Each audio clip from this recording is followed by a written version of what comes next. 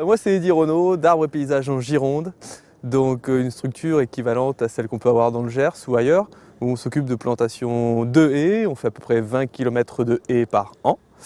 Et on développe depuis cette année ses premiers projets agroforestiers. On a à peu près 4 projets pour une quinzaine d'hectares à peu près en tout, sur des sols assez différents, parce que la Gironde est composée de sols très différents. Chaque projet en fait est étudié personnellement, les agriculteurs, ça peut être soit des démarches d'agriculteurs, beaucoup de viticulteurs en Gironde forcément, qui sont intéressés par cet aspect faune auxiliaire. Donc nous on propose en fait le concept de faire le conseil au niveau du choix des essences en fonction de la nature du sol. On fournit les plants, le paillage, on peut aussi participer à la mise en place, on peut faire des devis pour la mise en place. La seule chose en fait qu'on ne fait pas, c'est la partie travail du sol, et ce qui reste donc à la charge du propriétaire, quoi.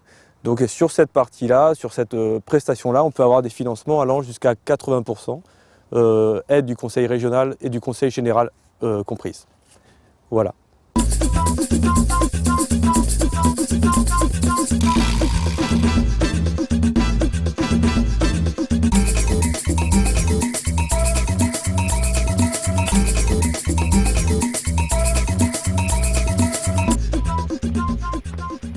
L'agroforesterie là, en Gironde, là, ça va se développer. C'est quelque chose qui... J'y compte bien.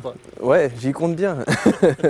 Non, c'est vrai qu'il y a quelques agriculteurs, encore quelques éleveurs qui sont assez motivés. Et on sent qu'il y a quand même une certaine volonté et puis une petite interrogation, en tout cas de la curiosité pour l'agroforesterie. Donc l'objectif, voilà, c'est de développer cette activité. Pour l'année prochaine, on a prévu en faire autour de 15, plutôt autour de 20 hectares d'ailleurs. Et donc après, avis aux demandeurs, en tout cas sur le département, nous on est prêts à recueillir toutes les bonnes intentions. Voilà.